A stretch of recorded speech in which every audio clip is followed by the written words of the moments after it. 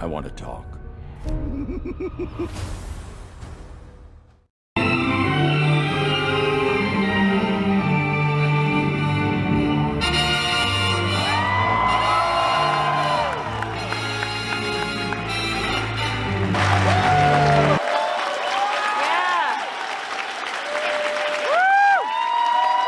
guys weren't expecting over 3,000 people, were you?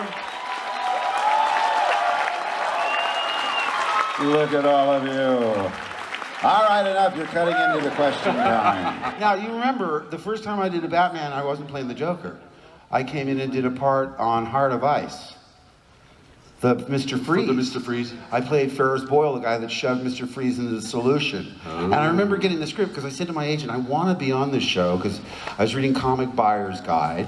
I'm a big comic book nerd. I don't think you ever read a comic book in your life. He's a comic book maven. He's the Bible on comic books. What I love, though, is you'd never read a Batman comic book. I didn't know anything about Batman. And I love that. I love that. It just proves, it's like Diane Pershing as Poison Ivy. I'm going on and on about her origins, and she was looking at me like I might be a stalker. And I started reading who they were putting together. I said, oh, I got to get on the show. They said their source, what they were emulating were the Max Fleischer Superman theatrical cartoons of the 40s.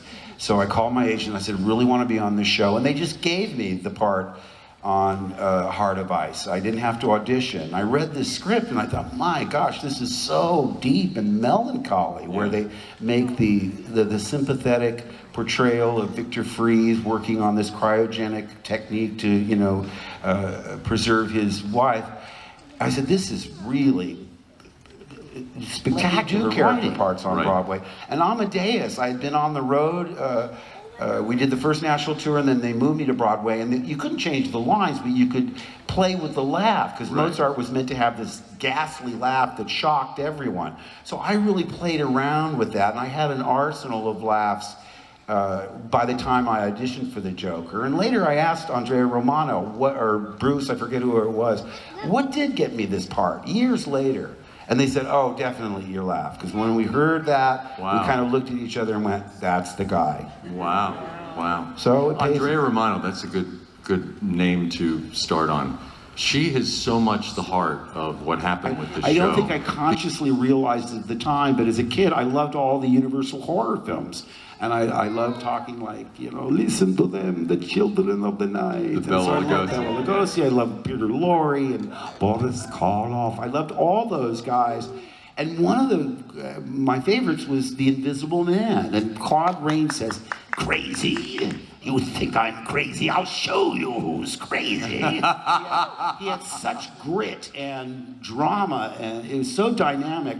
I didn't consciously say I'm going to go in and do Claude Rains, but in retrospect, I'm sure he had a big influence. Other times I did specifically take things like the Blue Meanie in Yellow Submarine, and I think Joker should have a lilt at times. And one of the things, the lines that stuck out from Yellow Submarine was, la-di-da-di.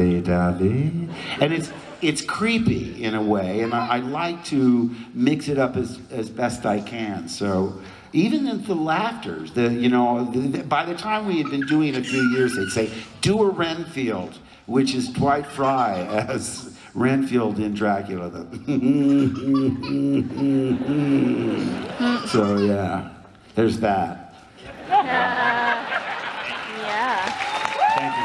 Next question. Again, as an actor, you look and you say, why is my character there? What do they need from that character to make the story as good as it can be? And, I think the villains are fun because they're so outrageous and you get to do things you would never do in real life.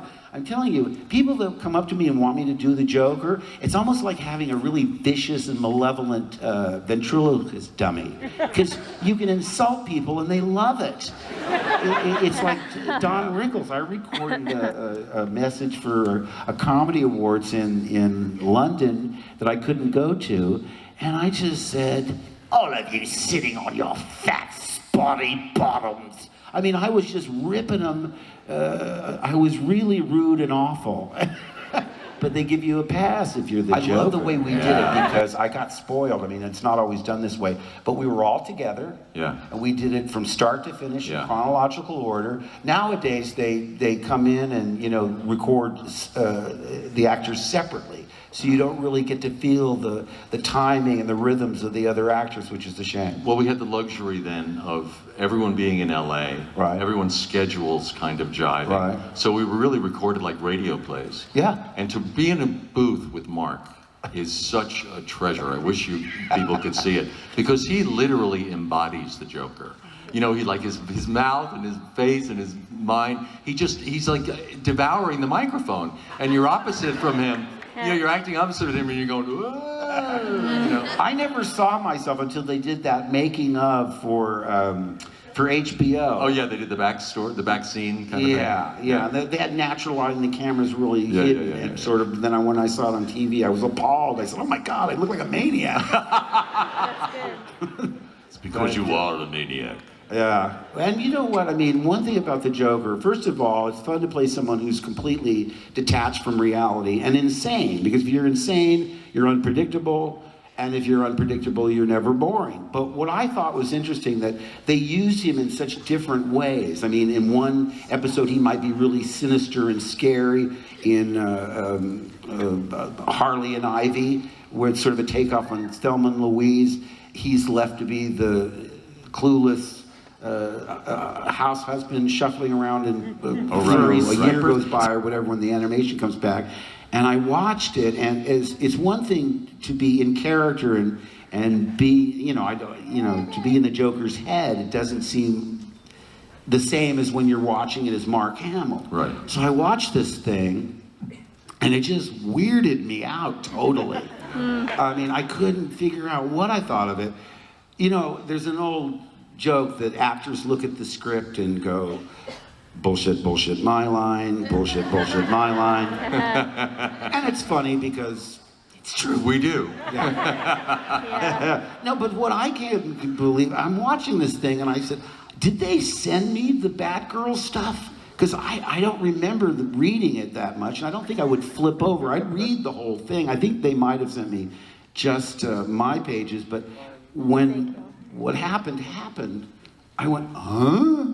How much of the story at the beginning was Batgirl, you mean? Yeah. Yeah, I was kind of shocked at that too. We had to have it. It became sort of like a ritual. It started out just as I was goofing, because Batman never kills anybody and no one ever dies in Batman. Everyone goes sent to Arkham. So the way they do that is they have what's called a recovery groan. When you go, ah! So they know that you're still alive. You know, the guy hasn't been killed. So I do a lot of those with recovery groans. So one day, just joking, Andrea loves Batman, the director. So that's why they named Andrea the character in Mask of the Phantasm, because it's an homage to Andrea Romano. So one day I had fallen down and I'd hit the ground and I went,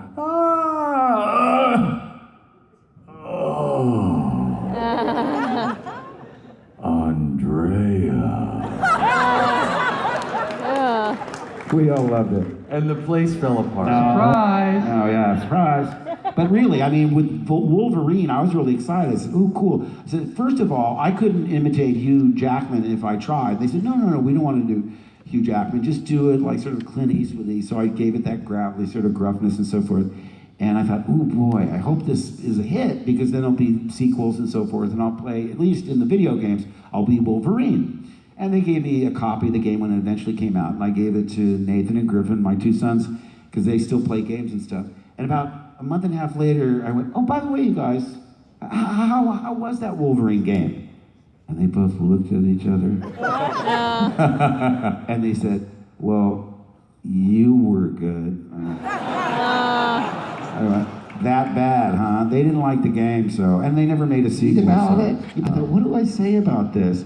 Because I mean, it's so hard to, I couldn't be a critic and come up with an opinion in 12 hours, but I remember tweeting, need surgery to have eyeballs reinserted into sockets, because it was eye-popping, and my hashtag was everything and the kitchen sink. Because I loved that. It was so literal. It was all over the place. Kaboom. Your son, And that was a no-no. So we had to go back where the kid stows. We remember I was playing a clown at a children's birthday party.